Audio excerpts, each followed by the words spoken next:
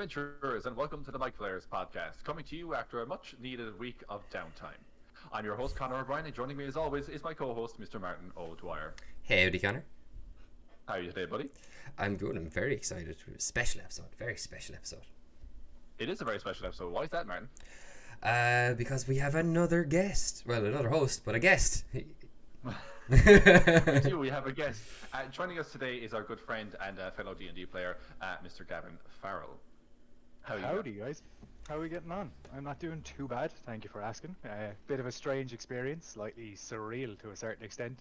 I know that I obviously know you guys in real life, and we play D&D together and all that, and we hang out and play video games and stuff. But I've listened to every episode of the podcast, so there's a weird element of super fan on the show right now. So yeah, that's kind of strange. All right, calm down. Okay, I'm Conor O'Brien. I'm not Conan O'Brien. All right, you can cool your jets. Oof, what a reference. Well, if the show had any mystique, we lost it there. So yeah. You're good. If that's the reference we're putting out in the first foot, I think we'll be good.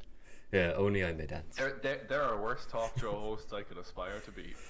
Yeah, and didn't Michael McIntyre have a show at one stage?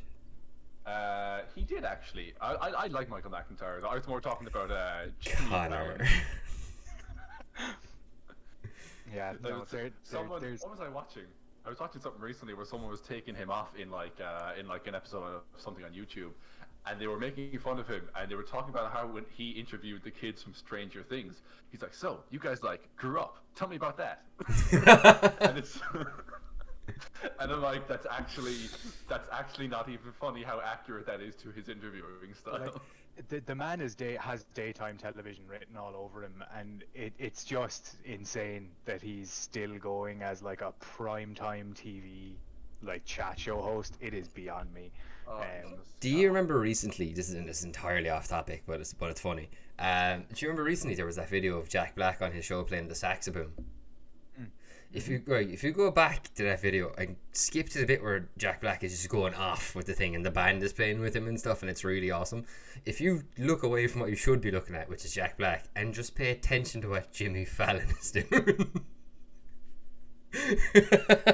I imagine it's. I haven't seen it. I would imagine it's a bit like when Theresa May was in the video dancing, and she was just doing that weird shuffle thing. Oh, when she looked like a puppet, yeah.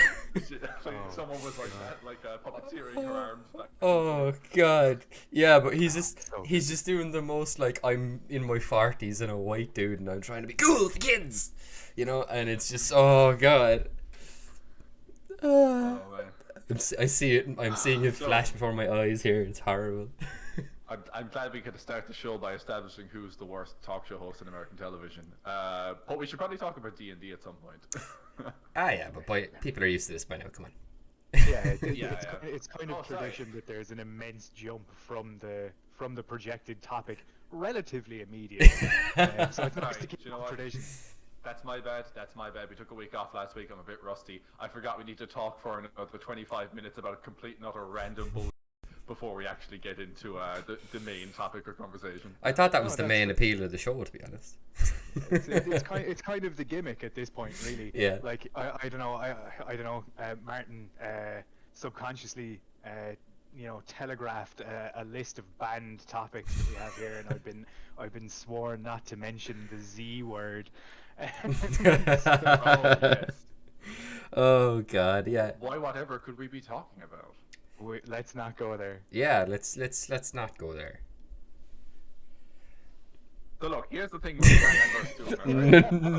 No. And there's oh God, no. I'll talk to you about news regarding that when we're not recording the podcast, because then it'll be funny to just wind you up like a toy and let you go.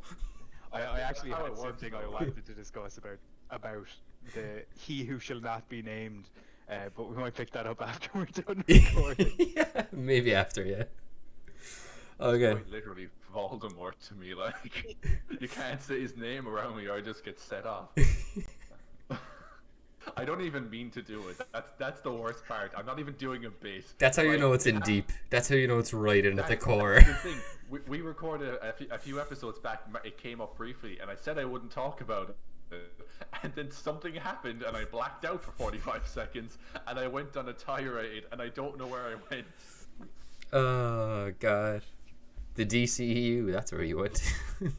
Oh, I was in deep. But you know what? Actually, what came out in the DC universe recently? Oh, supposedly Suicide Squad's meant to be really, really good. Yeah, I'm not I've heard surprised. that it's pretty stellar, actually. James Gunn, Yeah, man. I've heard it's people are calling it the best thing in the DCEU, which The the bar is pretty low, but Yeah. that's still pretty good to hear. To quote Frankie Boyle, the most handsome man in the Burns ward. Yeah, exactly. But still, I'm looking forward to that. That'll be a good one now. Yeah. But another area that you're in pretty deep on, Connor, would you say would be minis? Well, I'm somewhat deep on minis. I'm like maybe up to my knees in minis. Oh, Kevin's yeah. up to his eyeballs in minis. Yeah, it's for a time was a fairly significant problem. It's a habit I've kicked to an extent, but it's a community that I'm kind of heavily ingrained in, let's say. Like I'm pretty much up to date on everything and anything minis. It's something I kind of keep a close eye on. I like to anyway, at the very least, and just kind of watch it threaten my credit card from afar. And you know, occasionally the credit card does succumb and has to be, you know, sacrificed for a good cause. Yeah, you said from afar, and I don't think afar is a good way to describe your relationship between your credit card and your minis collection. No, it started out very near, but we've been slowly working toward afar as other more important things to spend my money on have come up in my life. You just got to be careful you don't get to wherever you are. That's when it's going to get really bad. Yeah, when you start collecting Celine Dion minis, you know you've got a problem. Oh god. Yeah, no, like, so I guess it started a long time ago. Can I just say that the way Gavin's like, it all started when it's the beginning of every therapy session ever. Yeah. Please, Gavin, tell us about your That's where addiction. that's where we fucking are. Not wearing my blue light glasses so I can try and look like a therapist. Damn it. No, Put on like, a light German accent. And tell me, Gavin, when did the obsession with the miniatures start? no. So the initial starting point of this, I took a massive break from it for years, but I, as a kid, was obsessed with Lord of the Rings, as many nerds of our generation and previous generations can definitely relate to. But around the time that I think Two Towers dropped, Games Workshop released the Lord of the Rings miniature board game, or not board game, war game. It was and so I good. got super into that. They did a publishing deal with Diagostani. I'm not sure what the magazine company is, but they do those kind of subscription magazines where the first few issues come with like a ton of shit, and then the amount of stuff that you get kind of decreases as time goes on. And the price goes up as well. I think I started with those as well, because you got some goblins, some Moriar goblins, and you got Frodo and a couple other things, but I only collected it for like 2 or 3 weeks, because the first issue is like a $5, and then after that it's like 20 quid because you get a bunch of minis and paints and stuff with them. I went So straight I for the had vein with the every Games Workshop ones, and was just like, oh no, here's all the money I got for birthday, Christmas, like whatever. Just Aragorn on a horse, and Aragorn on a different horse, please. This is technically Strider, and this one is technically Aragorn when he's accepted his role as King of Gondor. And I've Exactly. a duplicate Strider that I've painted slightly differently, because he's actually what the elves call him. They call him Wingfoot. This is when Martin's obsession with Tolkien is showing. Yeah, it's coming through.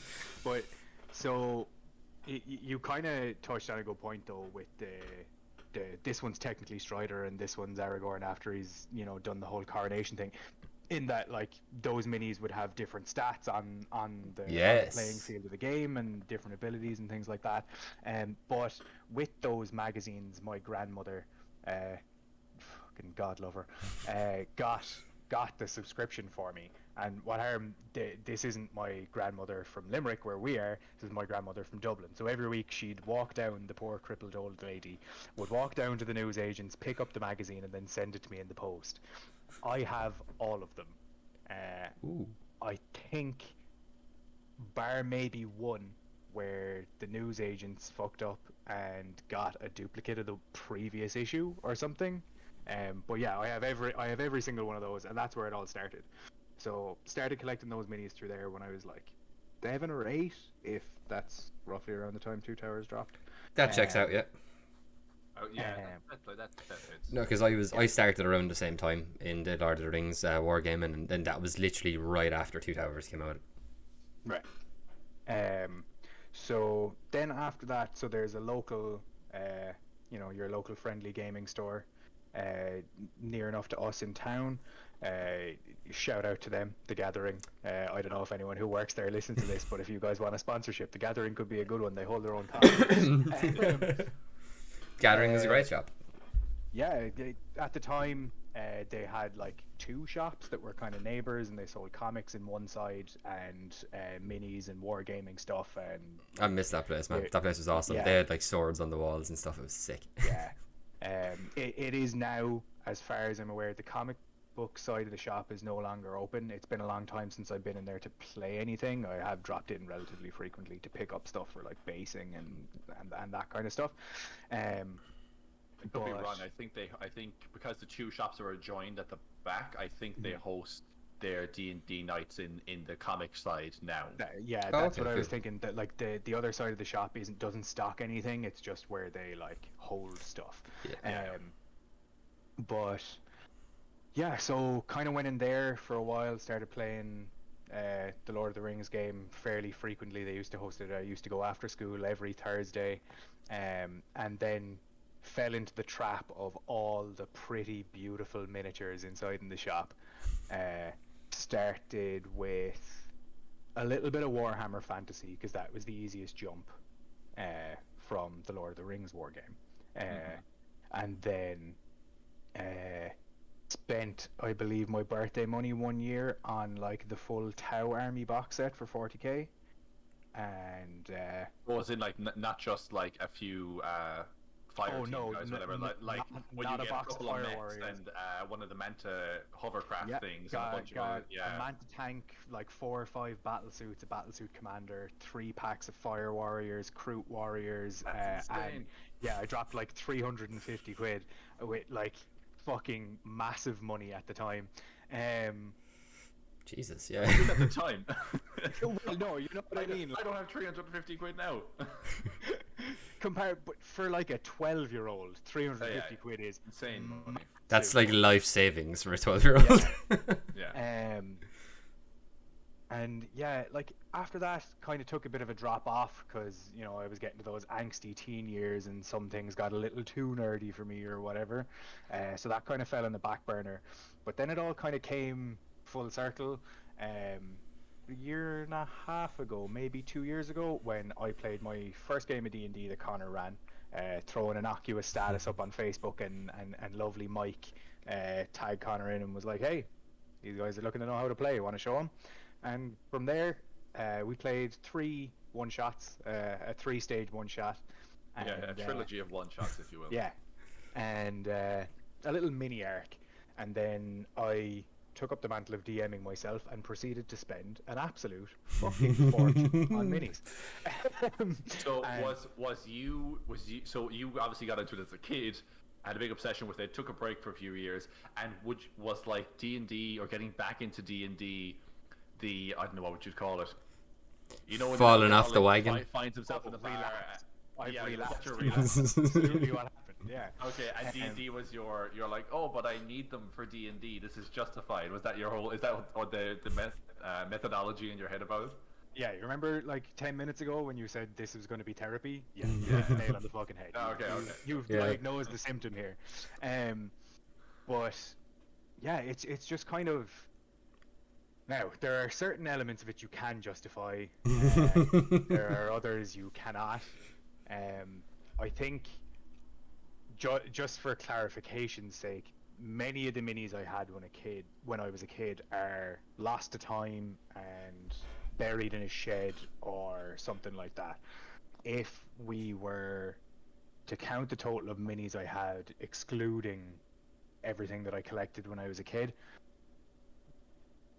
for fear that my partner is going to kick the shit out of me, there's probably somewhere in the region of 1,000 to 1,500 minis in this apartment as we speak. Yeah. I honestly thought you were going to be like, oh, maybe 200 or 300, and I would I would have been like, wow. No, it's 1,500. That's insane. I'd say so, yeah. But there's a lot that I've accumulated through ways that aren't as traditionally expensive. Don't be into any crimes now. No, nothing like that. So I suppose a good segue and the focus of the conversation is like where you can get minis, how you can accrue so many, the best ways to do it, what ways you can do it cheaply, and that kind of stuff. The typical route that most people go. Can I just interject for a second, Gavin? Can I just clarify? Yeah. I want to make sure I understand correctly. The 1,000 plus minis you're talking about, they are ones that you have gotten just in the past year or two, as you've gotten back or gotten into D&D and stuff like that. I wouldn't say so. No, I'd say there's maybe 100 to 200. Maybe I've reclaimed. That you had previously. Okay. So. Yeah, they're thereabouts. But there are a ton of ways to accrue massive numbers really, really quickly. And I'll get to that in a sec, I guess. But it's funny that your interest in Dungeons and Dragons started with wargaming, because that's actually very much where Gary Gygax and the original creators of the game called again. Chainmail? Was that? Was it? Yeah, Chainmail was what it called. Was the game, wasn't it? And it was wargaming was their interest, and then they modified it into a story, character-driven adventure and stuff. That's where the game kind of found purchase. And no, that's absolutely right. Like, there's a lot of stuff in wargaming nowadays that kind of incorporates that as well to a certain extent. I believe, I could be wrong. Like, I see quite a lot of what do they call them? Like, so, you know, if we were just watching like a scrimmage of an esports game or something like that, there's a word for what they call it in like wargaming, where two people just sit down and they record a battle report is what it's called. Okay. When two people sit down and play a war game and it's recorded or whatever. A lot of people online are doing those in kind of like a story-like fashion, where they'll set up a scenario for the game. So let's take 40k as an example. You've got your Space Marines versus your Orcs, which is your traditional thing, and basically they're fighting over this base, and the result of that battle will influence the story for the next battle and what kind of, you know, environment they might be fighting in or something like that. That's cool. And it's kind of come full circle in a really weird way like that. It's it reminds me. Things do that. You know, generations tend to do that, where something will inform something else that will then inform the thing it originally inspired it and stuff. The example I always think about is when the Tomb Raider games are obviously very popular for a long time, and then the Uncharted games came out, and they were kind of cover based and had some different level traversal stuff and all that.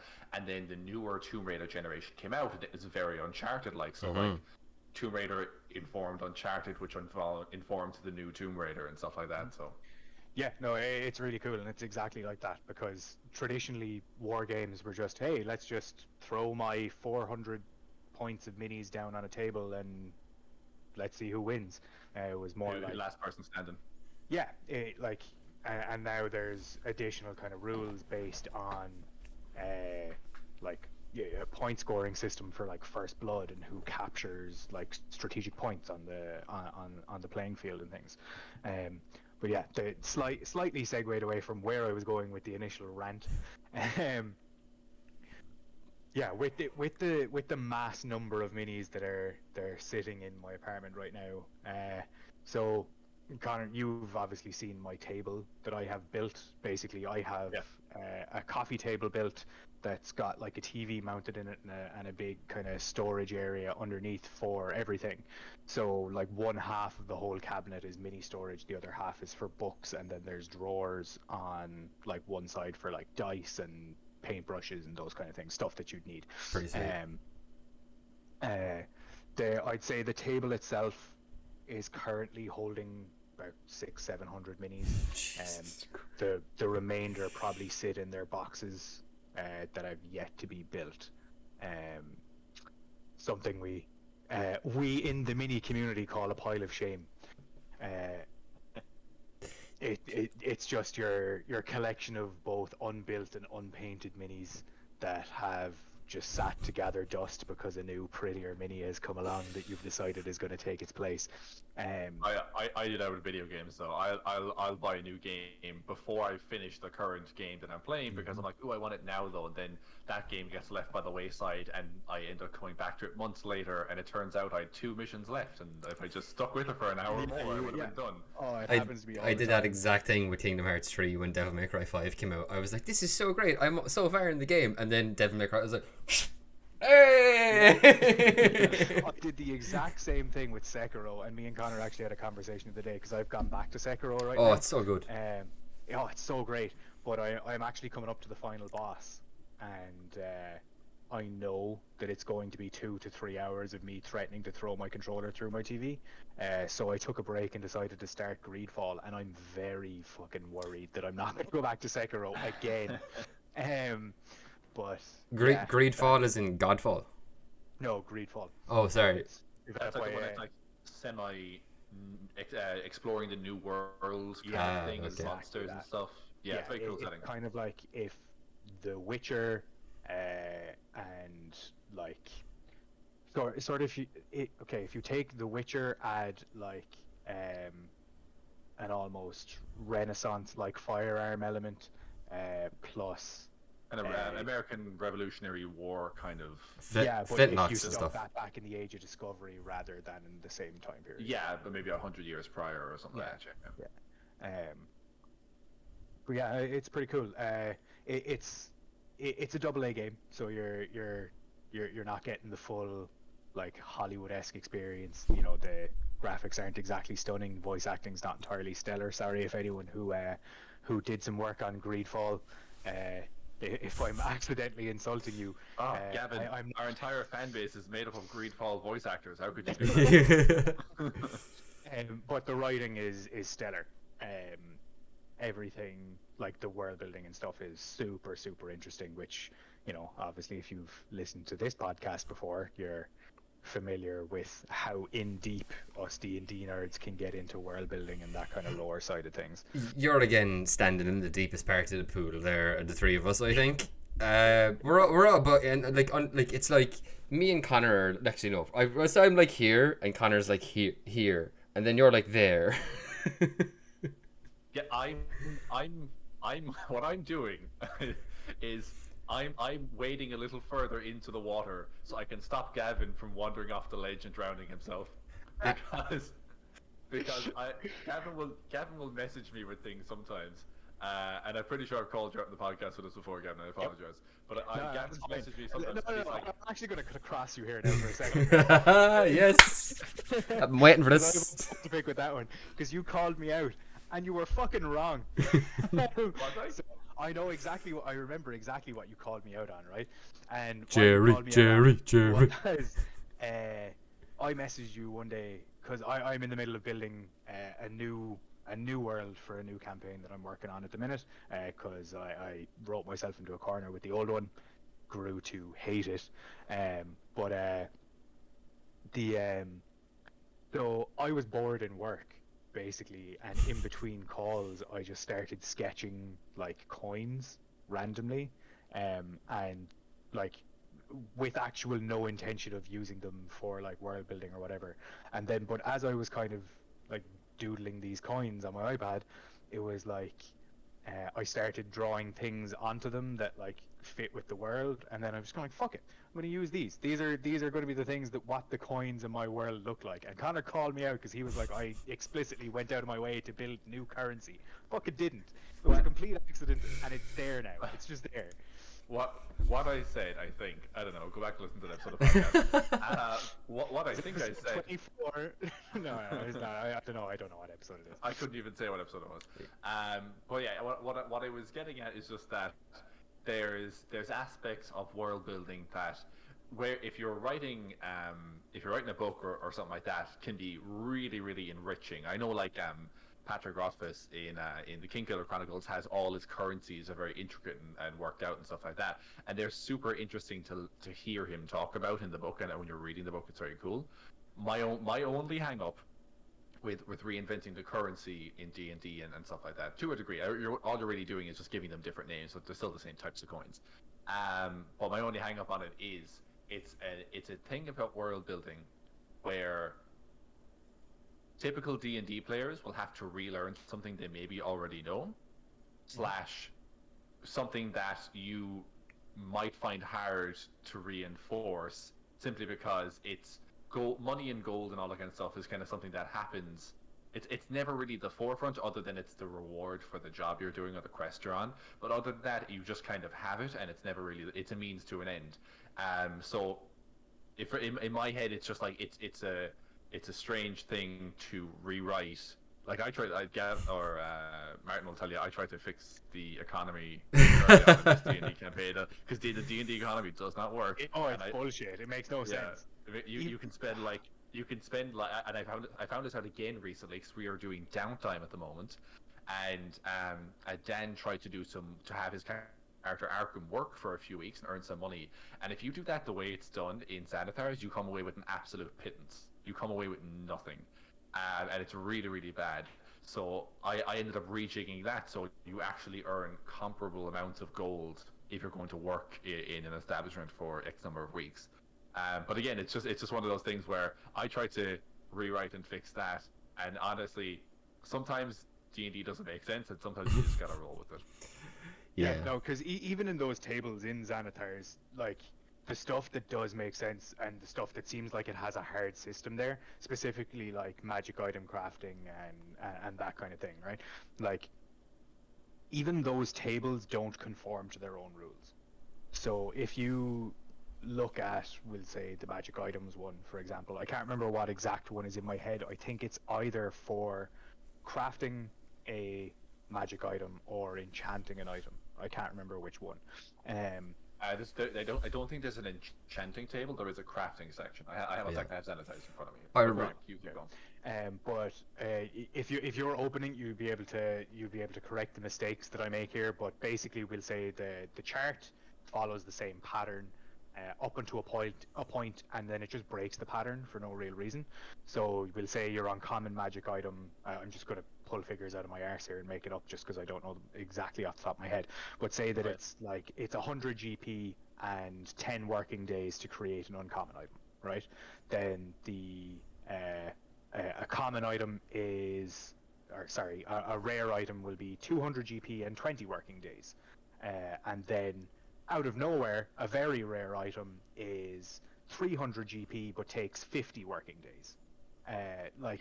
There's one or two of those there that just don't fit how the system is supposed to work, even in their own rulings. So it's a little bit bizarre that way.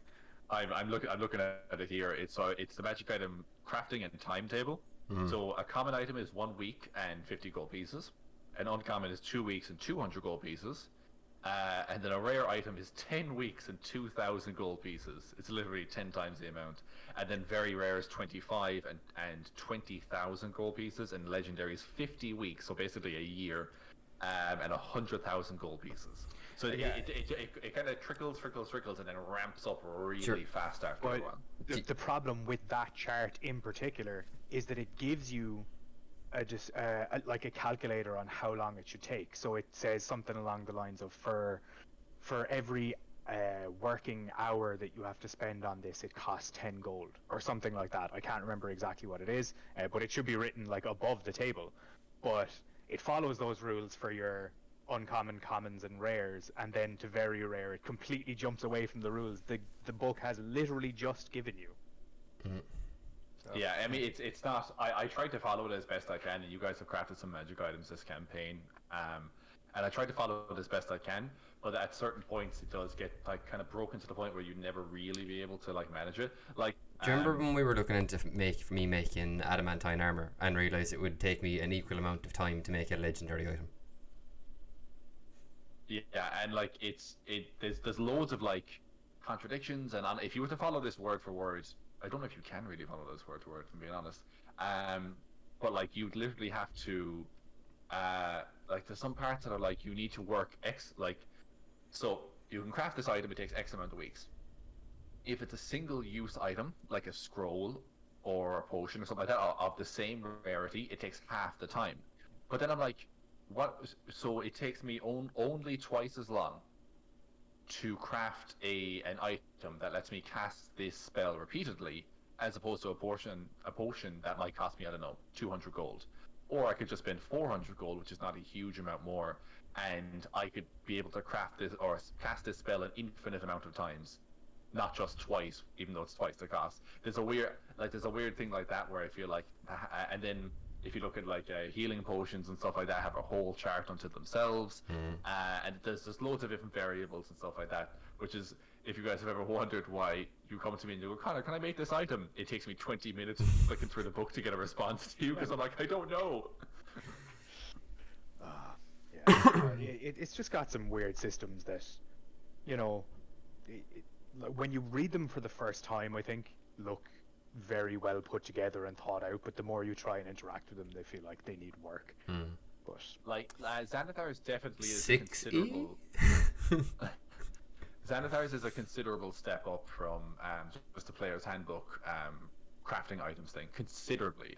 There's a lot more there and way more instruction on finding like monster parts that would suit, you know, of adequate challenge rating to suit the item you're trying to craft, and also like having like the right amount of gold, and it puts it into work weeks and stuff like that, which makes things a little simpler as opposed to days. Because honestly, I remember last campaign there were certain things people were crafting and stuff like that, and to calculate the number of days and the amount of money people had put into it, and what date we're at and how much time has passed, and it gets really, really convoluted. And then there's a whole aspect of like players inevitably ask you, oh, what if I just work 2 hours extra every day, which wouldn't be, and I'm like, I'm not calculating that. No, I'm not doing that. You work for a work week, and you sleep and eat and take recreational time an adequate amount, and that's it. You can't double up.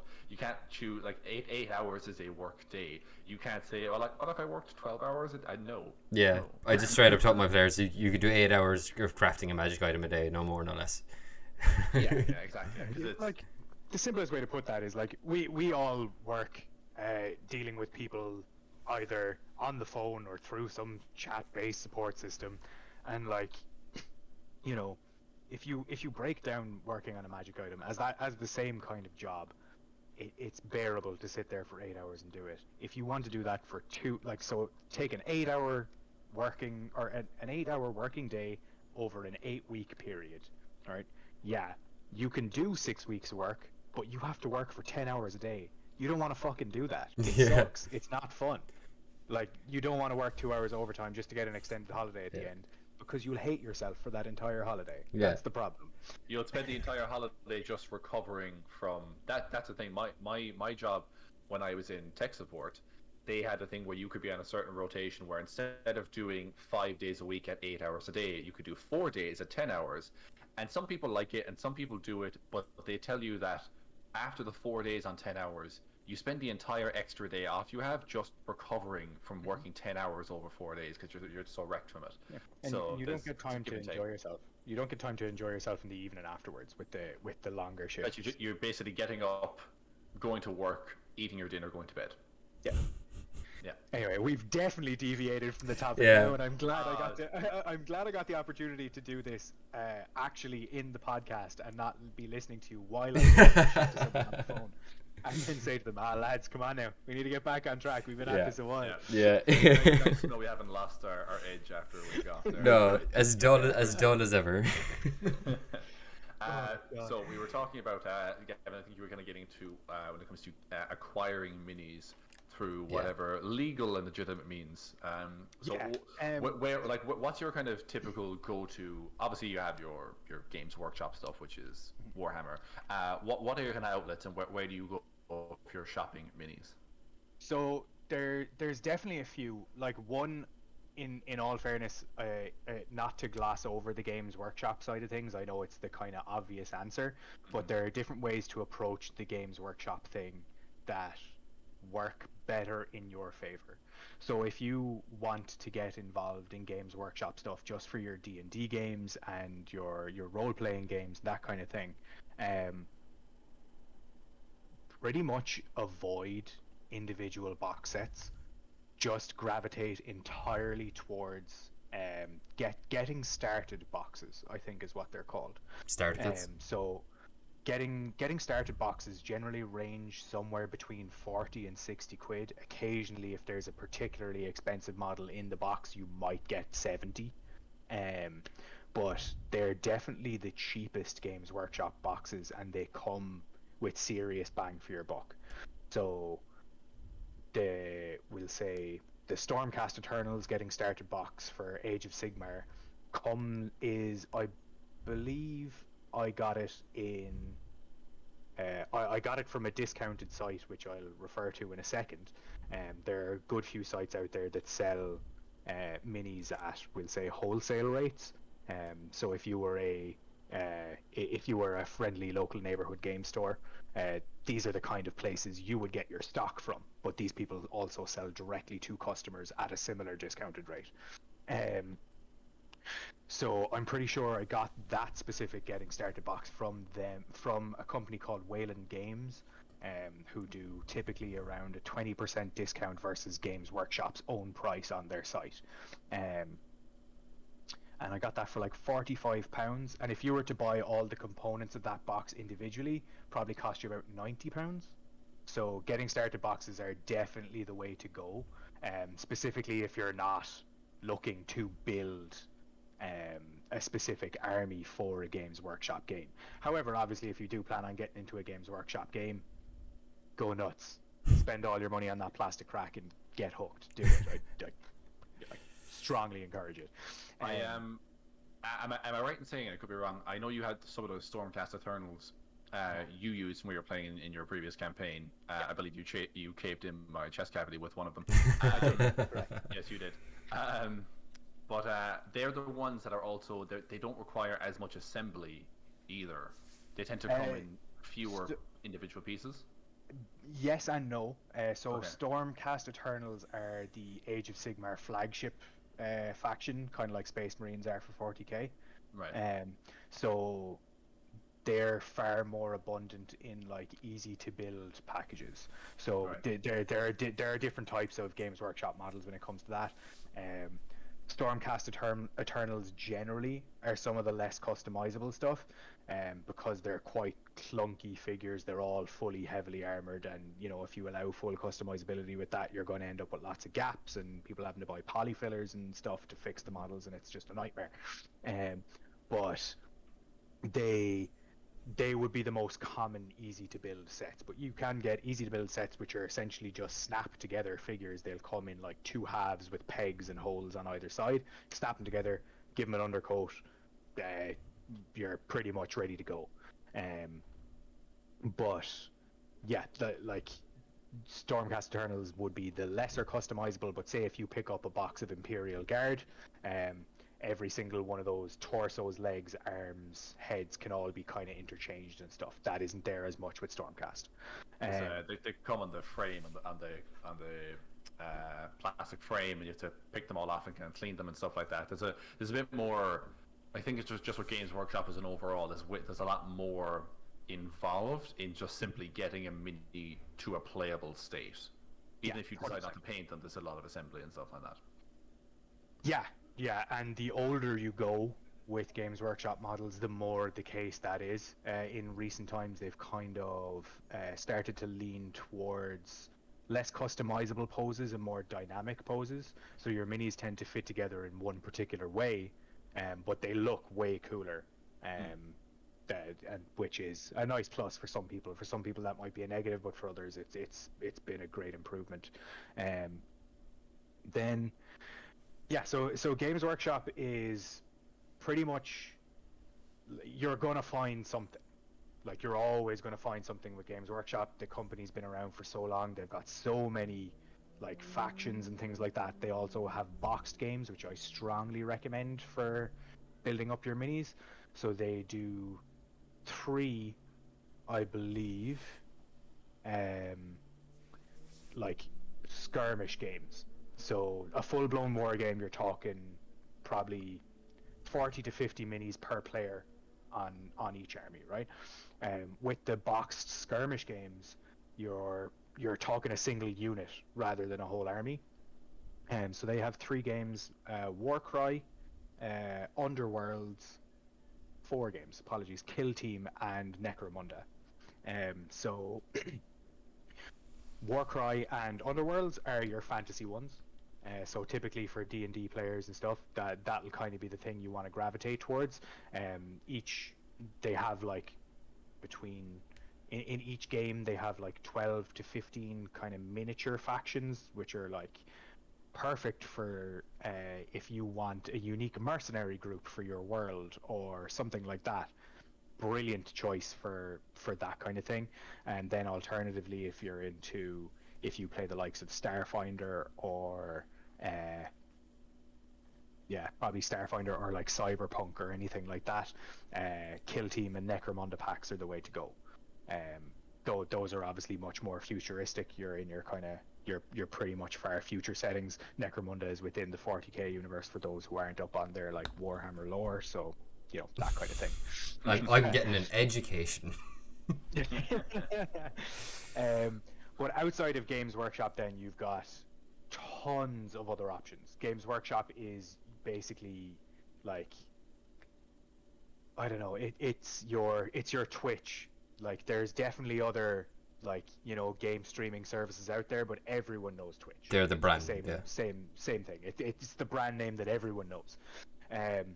One, if you are on a budget and you just want to pick up a shit ton of minis, the brand that I would recommend the most, if you weigh it up, cost per gram of plastic, we'll say, this is 100% the way to go. There's a skirmish war game called Frostgrave.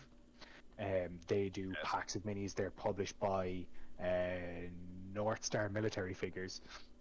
You can look them up. You can get a box of minis from them that will fully assemble up to 20 miniatures for in and around €15. So that's less than €1 a mini. They're that's a great rarity as well, to have less than €1 a mini. Like. Mm-hmm. And not only are they less than €1 a mini, they're actually really high quality.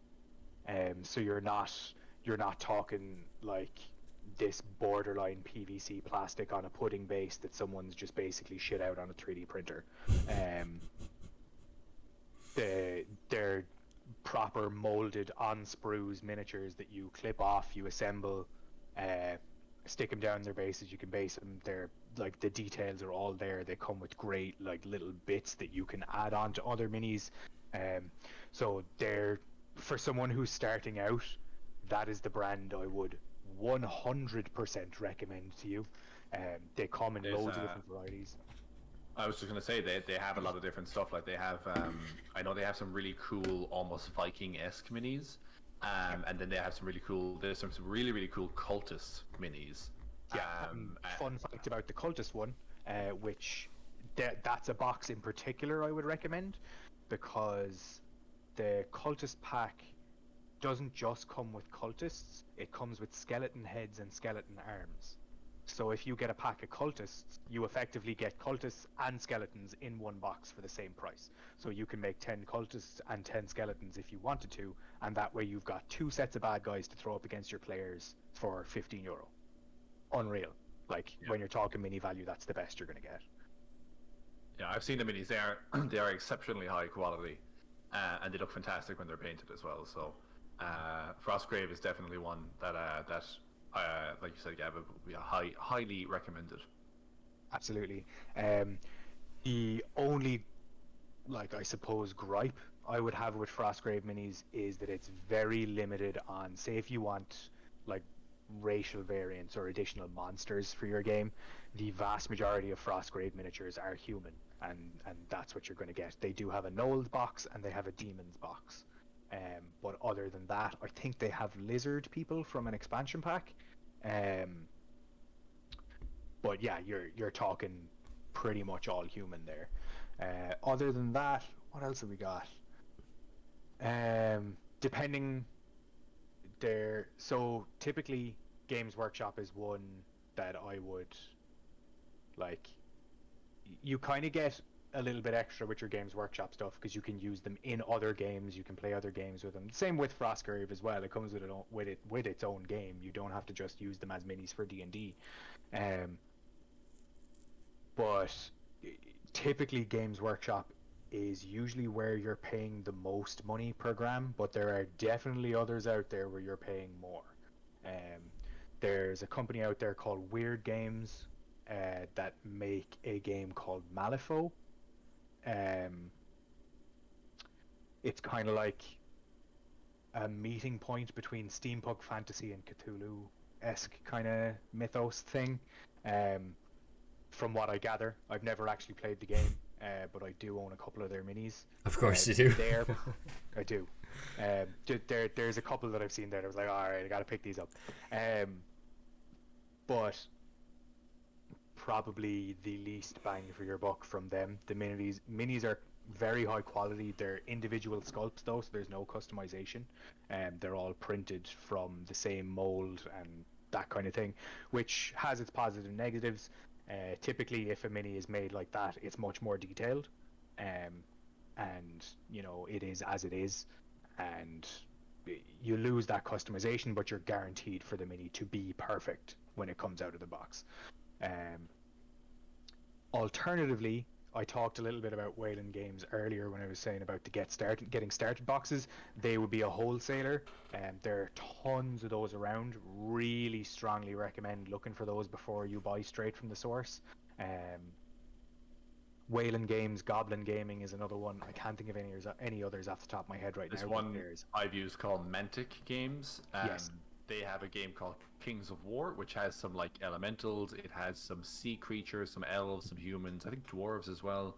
I got a box of like 20 goblins from them for pretty good money.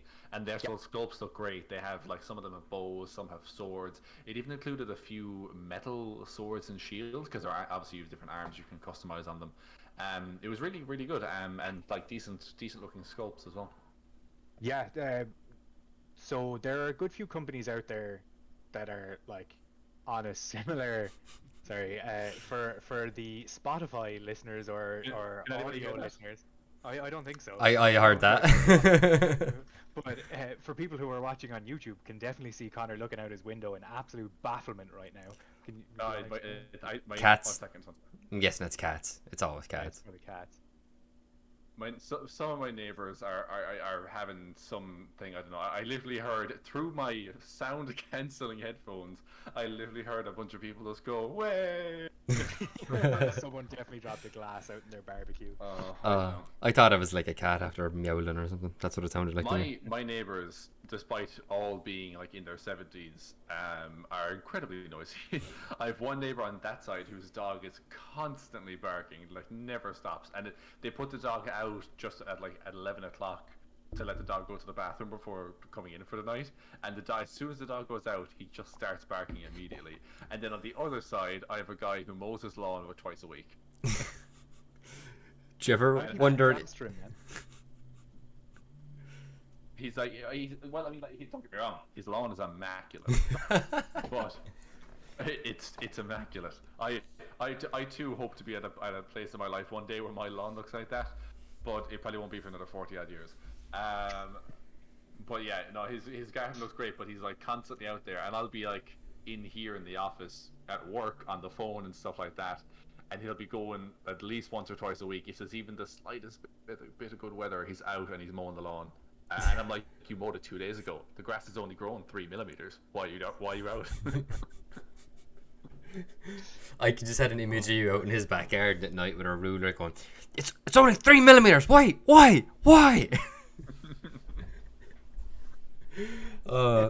So Gav, I'd be curious, what's your opinion on Hero Forge? Because I think a lot of people who play D&D, because obviously there's more players than there are DMs, and so probably good to address Hero Forge. I've used Hero Forge a lot, and I've been quite happy with what I have. I actually have 3 Hero Forge figures looking at me as I podcast right now. I've 2 lugs and an arrow. But what's your experience with Hero Forge been like overall? And like, what do you think are like the strengths and weaknesses, say, of Hero Forge? Okay, yeah, sure. So I've used Hero Forge a lot. Yeah. I haven't necessarily bought a huge amount of minis from them. Hold on, I'm just trying to count up my head. So I think I've bought 10 minis overall from Hero Forge. So 3 of which I believe are actually only mine. I bought the minis for all the players in my first campaign, as kind of bribery to get them all to commit. So at the time it wasn't as advanced as it is now. The kind of I haven't bought anything, we'll say, recently, but the features that are there now are vastly superior to what they were 2 years ago. The platform is growing and expanding massively, and it's doing really, really well. For anyone who wants a custom miniature, would absolutely recommend them. Like, they haven't got a lot of competitors. I believe there might be 2 or 3 out there. Isn't there like one called like Warlock Minis or something like that? There's another one that has sponsored Critical Role a couple times, and I've been onto them, and they honestly, the designs look really, really good. And they're all custom, just like Hero Forge and stuff. But the actual interface and the designing and the scale of options is not nearly on par with it. Yeah. It could be very, very good. They just need time to grow and also refine their process and their tool for custom designing your mini, because Hero Forge started the race well before you even knew there was a race. You know, they're well ahead. Like, I was getting Hero Forge minis in like 2015.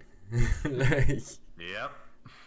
Like, the one we're thinking of is Eldritch Foundry. that's the one. Eldritch Foundry. Yes, thank you.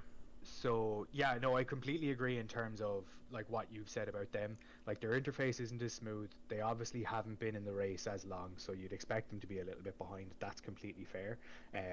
I suppose the advantage that they have over Hero Forge is the minis themselves are on a different scale. They're on a more realistic scale than Hero Forge provides, and I think they're actually cheaper.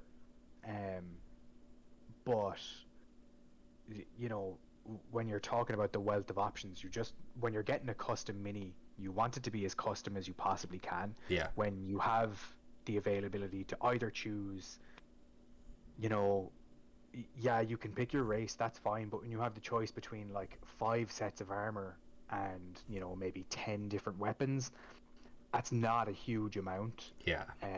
Especially when you're kind of in the custom mini market.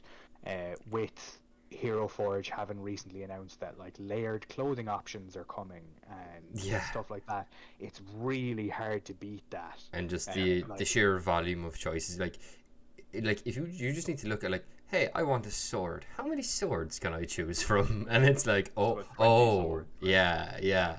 And then it's like, there's short swords and daggers, and there's demon swords and elven swords, and there's futuristic cyber swords as well. Like, and they have like plasma rifles, and like they have. I think didn't they add like Minotaur people recently as well? I can check. I think they've been around a while. Yeah, they've had Minotaurs for quite a while. I think the most recent weird race they added was insectoids. I'm going to call myself someone who'll probably know that and be right about that as well, because I check Hero Forge every Tuesday for the new bits that come out. I do always enjoy getting that email being like, ooh, what's coming out this week?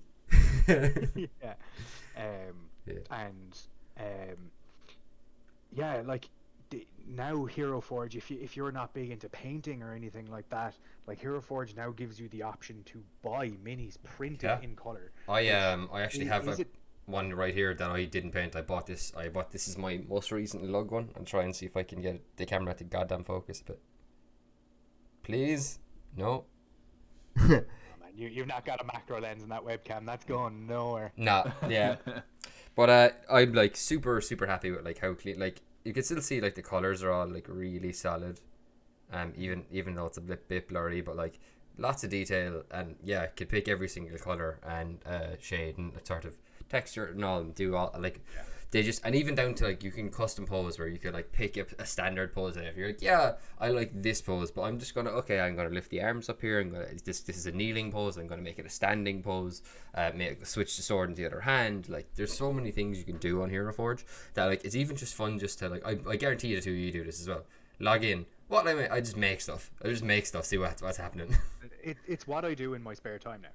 Like I remember in the previous campaign that you were running, Gavin, you had very different ideas about what all the different kingdoms and stuff you had in your world were like culturally, and they were kind of based off of real world cultures.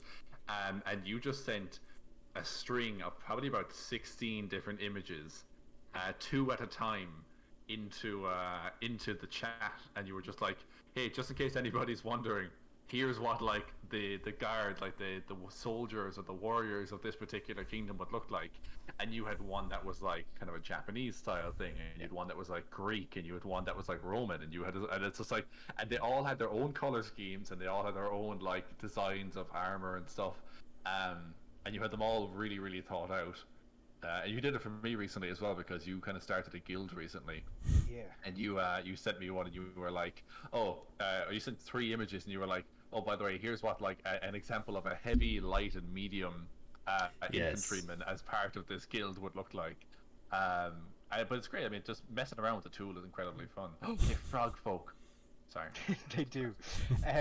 But yeah, like even on that, I think the Hero Forge is not only a great tool for making minis, it's a great tool for visualizing. Yeah. Like, it's fantastic. Like if you have an idea for a character in your head and you're just not 100% sure what that character is going to look like, or you need certain prompts to get you there, like there's so much available on that website to build that character and make it your own. Like if you're into painting, like if you do enjoy painting minis, and if it's something you do already, I'd really recommend getting the uncolored ones. The quality is a little bit higher.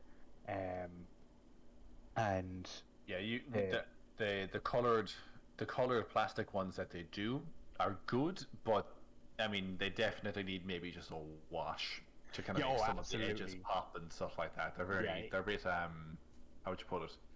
They lack definition. Yeah, 100%. They're like it's almost like if you got a picture of the mini that you wanted and then they blurred it quite a lot and sent you that like it, you can absolutely bring the color ones to a pretty decent standard by getting it, dipping it in a wash, leaving it dry, and you're probably good to go. A couple things I would recommend if you are buying a color printed mini from them is if you have any metal on the mini, for argument's sake, so if your character is armor clad, don't actually select a metal color for the armor, because the metal color that they take will mimic the lighting from the mini that you've made in the engine. So if you have a raised lighter part on the mini that's taking all the light, there will be essentially parts of the armor on the mini you've ordered that will be pure white versus potentially a deep black in the shadows.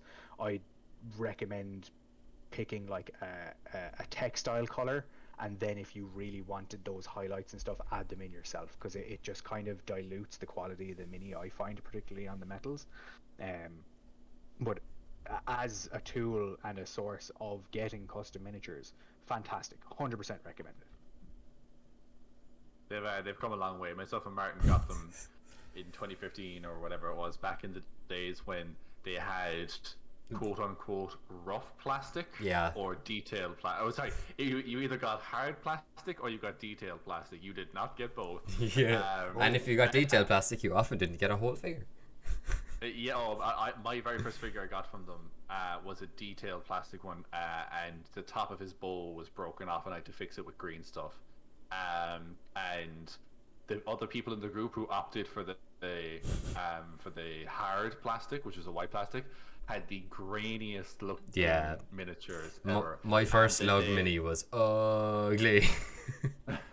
They had the new premium plastic they have, the dark grey one, actually it's solid and figures come out really, really good with it. Yeah. Very high, 100%. super high level of detail. I think like it's a very reasonable price as well. I think like a mini will cost you about like €20. 20 for the base plastic, 30 for the 30 premium for the stuff. premium, Yeah. and I think But again, it's you're 45 if you're getting the coloured plastic, It so is, it's a bit yeah. of a jump for that. I mean, Understandable but here's the though. thing. Yeah, if you're not like typically if you're doing that, you're not a DM looking to populate monsters on your battlefield. You're a player going, I'm playing this one character for a campaign that's coming up. I'd like to have a custom mini. If I can totally and have done and can continue to see myself in future drop anywhere between 30 and 45 quid for either coloured or not coloured miniature, because then at least I know the miniature I have looks just like the way I had this character visualized in my head, and I get great enjoyment out of that. And if you think about it as well, like if you didn't buy a coloured, like a pre-coloured mini or pre-painted mini rather, and like you didn't have the paints and the supplies, and you had to go out and buy it, between buying the brushes and the various colours of paint you would need, you probably stack that 10 quid back on again pretty lively, or even maybe a bit more Instantly. Yeah. So like it's really like it's more of a, like a convenience thing. Are you willing to pay an extra bit of money for the convenience of just having it arrive? I did it just to see what it was like, and because I had a feeling it would be high quality just based on my previous experience with it, and I'm super happy with it. So yeah, big 2 thumbs up for me for Hero Forge, just for fun and also what they deliver. I am curious, Gavin, when we're talking about painting and stuff like that. When it comes to obviously collecting miniatures, you are obviously the most experienced person here. What is it about the hobby of collecting miniatures that you find probably the most attractive about it? Like, do you like the assembly part? Do you like the painting? Do you like simply having them all done and being able to look at them on a shelf? That draws you in the most? Thought we'd lost you for a sec, Connor. Sorry. Yeah, I think we lost you there just for a moment. Oh, sorry. I was going to say, what's the aspect of it that draws you in the most? Is it like the assembly, the painting? Is it playing with them? Is it just knowing you have a nice collection of things that you've put together and painted, or like admiring them on the shelf? Or so there are parts of that, like all of those kind of come together to a certain extent, that are really enjoyable parts of the hobby. For like anyone who knows me, like I studied art and stuff. I really enjoy painting miniatures and things like that. But for me, it's actually a part of it that you haven't touched on, and whether you or anyone who's listening is familiar with the concept or whatever, it's called kit bashing. Yeah. So basically, it's when you take parts from one kit and attach them to others. So this kind of thing is becoming more easily accessible now with the kind of prevalence of 3D printing and that kind of thing, because there are sites out there like Cromlech and a couple others that basically they just sell 3D prints of arms or torsos and stuff like that you can add to your minis to make them more customizable and look exactly how you want them to look. So that's kind of it for me. I really enjoy putting things together in a way that I want them to be, and that's what I like about like the Frostgrave minis and the GW minis, that you can chop and change parts to suit you, versus the kind of PVC stuff that typically come with like board games, which was something I actually didn't touch on. That is the fastest way to accrue minis, by the way, just to jump back onto the earlier topic. Sure thing. For a second. I'll transition, I'll talk about that, and then I'll go back to the other thing. I promise I'll be really quick. Board games is 100% the fastest way to accrue minis. If you jump onto Kickstarter, maybe right now, and if you go into the board games category and search the top most funded there's a list of stuff you can go onto Amazon and just buy and like accrue huge numbers of minis pretty much instantly. Like I picked up the full Kickstarter edition of the Dark Souls board game on eBay there a while back, maybe a year and a half ago. Now it's probably not, like, I got lucky, I got it for about 120 quid. That full thing, if you were to find it on anyone on eBay who's trying to make it a profit on it, will probably sell it for €300 to €350. But like that out the gate comes with 120 minis. Like Wow. And they're nice minis too. And they're great minis. There's so minis of like all the bosses, isn't it? Yeah, a lot of them are like expansion packs though. Like Okay. the boss minis, if like so the Kickstarter one, I've got it right behind. I've actually got it behind me on the floor right there. I don't know if it's in the bottom of that cabinet right there. No. But so it comes with a couple expansion packs, but then like say there's one for like Black Dragon Calamite where Yeah. you're dropping 60 quid for one mini. I bet that mini looks pretty badass though. That mini is pretty badass. I don't have that one, but it is a badass mini. But like with board games and stuff like that, you can very easily, for somewhere within the region of 100 to 150 euro, pick up the bones of 100 minis in one box. Like the likes of Come On Games, like CMON.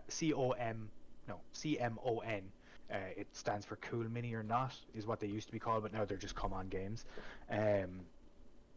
They do tons of board games where you can drop 70 to 80 quid and they'll come with 40 to 50 miniatures. There's loads of stuff like that. Really recommend checking that out. But anyway, back to the other thing. The kit bashing thing is great fun. I just really love being able to customize miniatures and to kind of get what you want. So I picked up so the campaign I'm in the middle of writing right now is quite Dieselpunk inspired.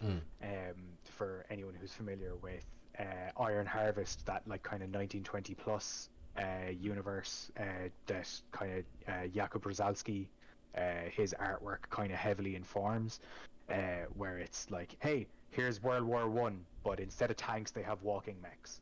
Like it's pretty much that kind of thing. I'm not sure how walker mechs would fare with largely trench warfare, but let's go. Well, the warfare is slightly I'm just imagining the thing from I'm just imagining, you know, the bad robot from RoboCop towards the end, you know, the walk. I'm just imagining that walking across about to kill someone, and then it puts one foot wrong into a trench and just eats shit. And it's like error.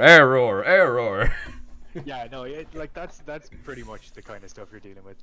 But so the world is kind of heavily inspired by that. So I picked up some Imperial Guard from Games Workshop and picked up some more fantasy style like helmets and stuff from Cromlech, and then some more like World War One era kind of gun arms from the same company. And now I have like what's basically an Imperial Guard body with a medieval helmet and like a World War II rifle.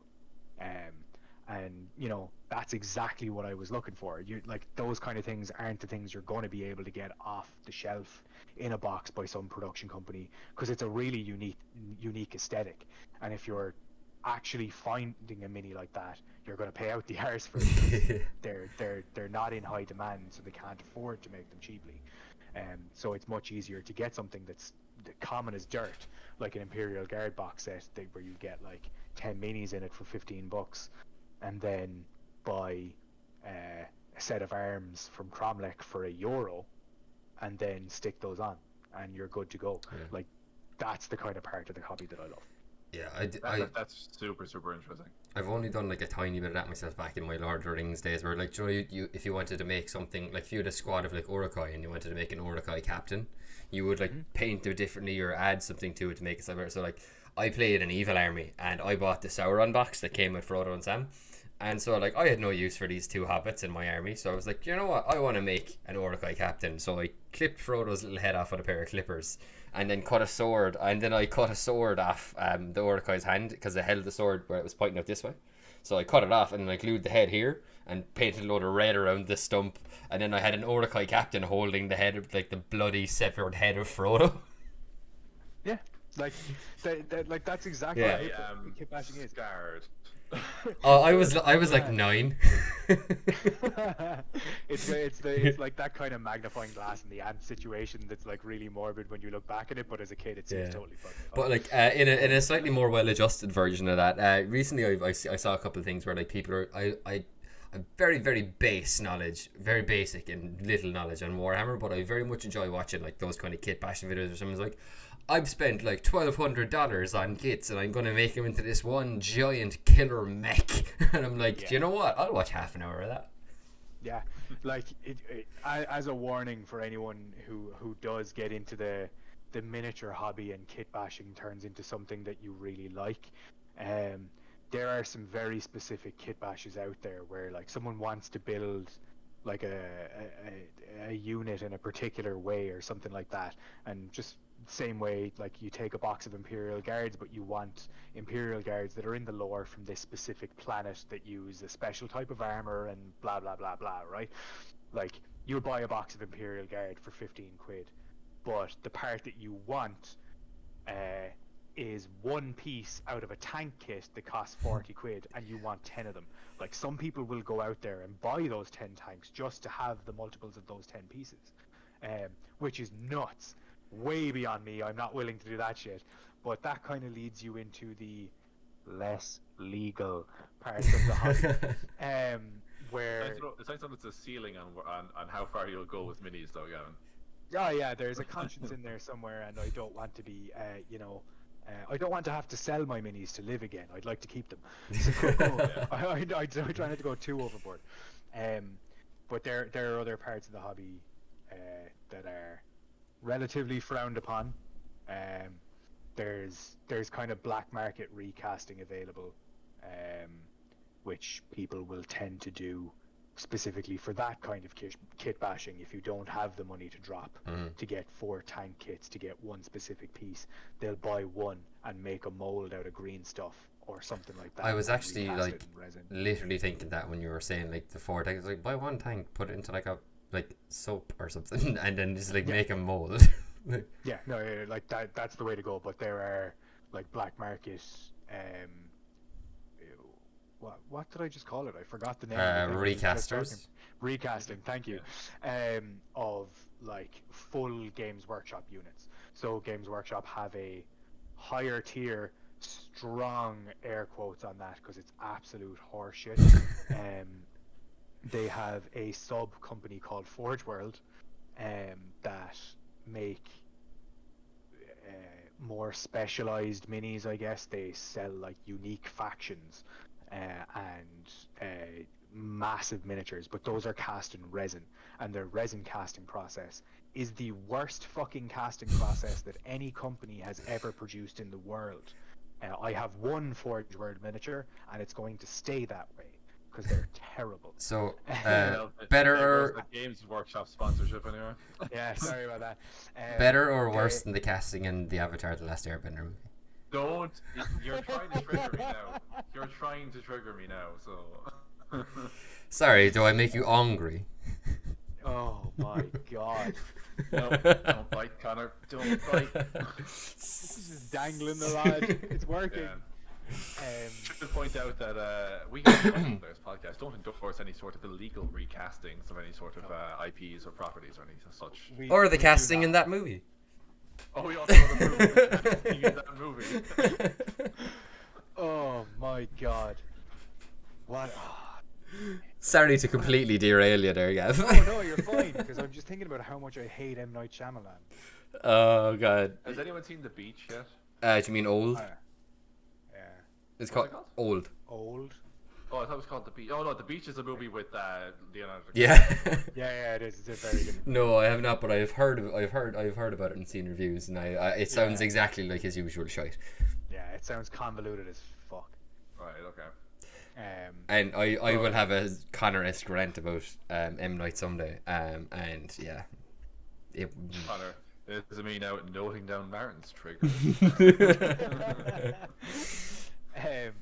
Just in case I'm ever out of talking points during the podcast. I'm like, Martin, what do you think about signs? I actually like Signs. Signs is Signs. actually great. Signs is great. Everything else, mostly though, is horseshit. Yeah, it's pretty bad. And also, aliens coming to a planet where they're allergic to water that's 75% water. Get to fuck. Sorry, I'm done now. I'll stop. I apologize. Look, we've nipped it in the bud. You've at least acknowledged the problem, and we haven't a Snyder situation. Oh, okay, okay. We will someday though. Someday I won't be able to hold myself back. Oh god. Anyway, sorry, Gav. You were talking about black market kickbash and another kind of less Yes. legal. So it kind of drifted into me hating on Forge World a little bit because I own one. I'm gonna finish my hatred on that as well. Sure. Anyway. I have one Forge World mini. And it was a special. Triggers. Yeah, there we go. Spending money on shit that turns out to suck. Fair. So Forge World is kind of framed as their premium minis, even though their casting process is worse and the material they use is not as durable. It's also susceptible to just. Am I echoing? No. You are. I'm picking up on an echo. I think it's echoing on you, Martin. I think your mic up by your head. Oh, this? Yeah, it might be picking up what's coming from your headphones. No, I think Connor can usually hear some of this as well, but no, it should be fine. I did hear the echo there a moment ago. Hold on. I'm just going to speak again. Is the echo gone? No, it's gone now, yeah. Yeah, it's gone. Okay. Oh, Weird. Okay. Yeah, we get it. Yeah. We get a little bit of that every now and I probably won't even cut that. yeah, but we get a bit of that every now and again with Connor. But it's because my headphones and my mic are so close that sometimes the audio from here comes through here. But thankfully, Discord cuts all that shit out for us. Ain't that right, Connor? Well, mostly. It's good to know though the production value is so high that we don't have to worry about content being cut. I just. This section maybe might not make it. Template, and I just take the files and I put them in the template. And Connor, you can't give away the secrets to our success. Secrets of our success. Yeah. Oh, God. Okay, but anyway, this particular mini that I bought was originally, I believe. It was like Games Workshop's annual convention. I can't remember what they call it. I don't particularly care. Is it like DwarfCon or something like that, is it? No. I'm going to Google it here in the background. If my Google would actually type and not just randomly jump down the screen when I press the spacebar. I do have a few Reaper minis that are made of resin, and I can say from experience that resin paints awfully. Yeah, it does. You not need adhere to it. Yeah, you need to wash it in soap, and then leave it dry. Give it an undercoat, because resin, when it's molded, has to be coated. The mold has to be coated in a release agent. Yeah. Otherwise, the mold will basically just rip the resin apart. Yeah. So you need to wash resin minis. Tip for anyone who's buying resin minis. Typically, if you go on Reaper has a lot of them. Yeah. Reaper is actually almost exclusive. I think the Reaper Bones collection is almost exclusively resin, and they're great. They're great sculpts and stuff. They look fantastic, and they're affordable too. But yeah, that's a good tip for anyone doing that. That's another good one as well. When Reaper update their Bones line, they will always do a Kickstarter, and you can probably pick up close to 250 minis from Reaper Bones for about £100. So definitely worth it if you're just looking to bulk out that collection. My one thing about Reaper is that obviously for licensing reasons and stuff like that, they can never name the monster what it is. So for example, a bullet, which I have a couple of, are either called land sharks or burrowing terrors or something like that, and you kind of got to be clever about how you search for certain monsters if you're trying to find something specific in D&D, because it will never be called what it's called in D&D. Similar to that, I actually don't really have. Literally the only minis I have are my character minis, and when I'm playing physically, what I actually use is the the Paizo boxes. The Pathfinder Menagerie. I have the bestiary box. That's what it's called. It's like I have the two of them right down there because I just don't have the room for a bunch of minis because I'm renting, so I just don't have the space. And they're very, very good way of both saving on space and money, because you'll pay probably 40-50 quid maybe for a box, and there's probably about 50 to 60 creature tokens there with various bases and stuff, and going all the way up and down. Actually, hang on, because I have it right here. I'll see if I can grab one, just I to think destroy it says it on the box. The thing about them, and the good thing about it, is because they're Pathfinder, there is a lot of crossover in monsters, and again, similar to Reaper, they might be called something very slightly different, but you know that that thing that's a bear bug is meant to very specifically be a bugbear, or whatever. But I mean, there's great crossover in that. And Okay, show and tell. That's the issue I started out too. Yeah, no, you started off with them, and I was like, I saw the price of like one dragon mini, and I was like, no. But yeah, I have this is Speaking of dragon, the Pathfinder. I was gonna bring it up. And just so you guys have an idea of what it actually contains, it's a pretty big box, and you get like a ton of these bases, all of varying sizes, from like small all the way up to. Oh, that's weird! I found a mask in there. Move. That's from like last lockdown. But yeah, you will get like a bunch of these bases, and the reason I'm digging them all out now is so I can show you exactly how many sheets of creatures you get. They're all these like hard, pretty good card stock tokens. And just for reference, just to see how many you get, and for the money you pay for it, it's really, really good. Get out the fucking box. Martin should never do a boxing video. Martin having a domestic with a Pathfinder bestiary box. That's how many sheets of creatures you get in a bestiary box, which is pretty crazy when you look at how many are there. Obviously, the bigger ones will take up more space and stuff, but like what Conor was saying, you get pretty good analogs to most things that you have in D&D. There we go. That's what I was looking for. Some of the bigger ones, because it's easier to see on the screen. Let's see. Yeah, like that there. This big one here.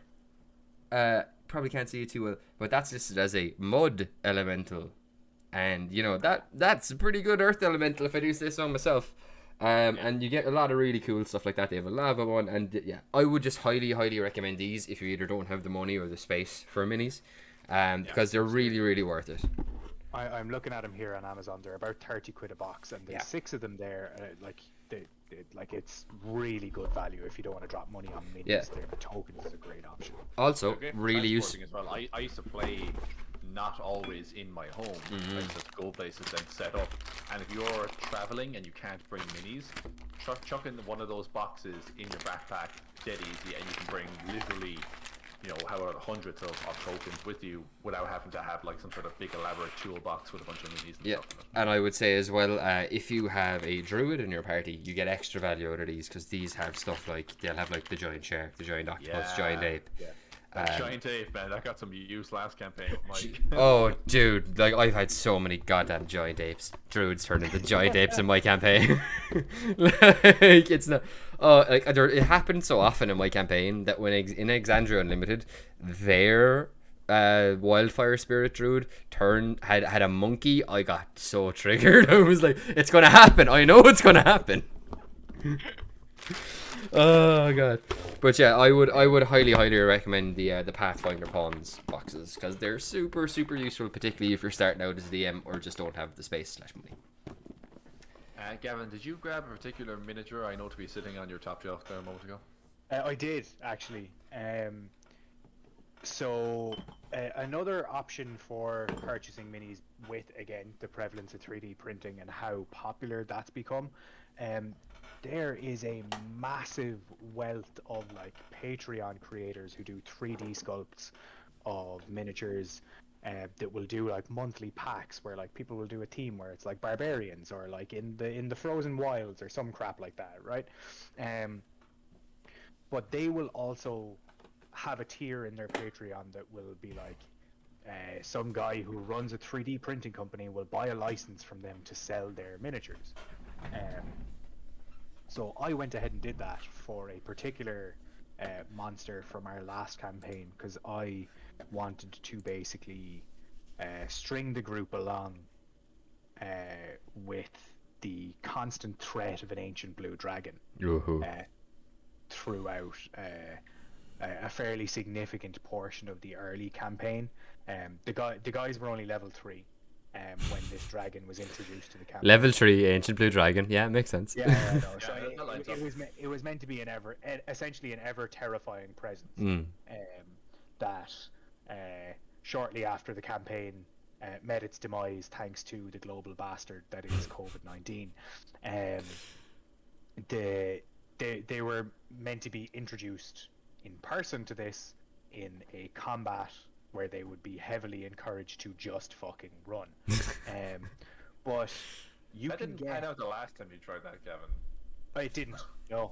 Two people died. Yeah. I shut was up. one. Yeah, I was waiting for that.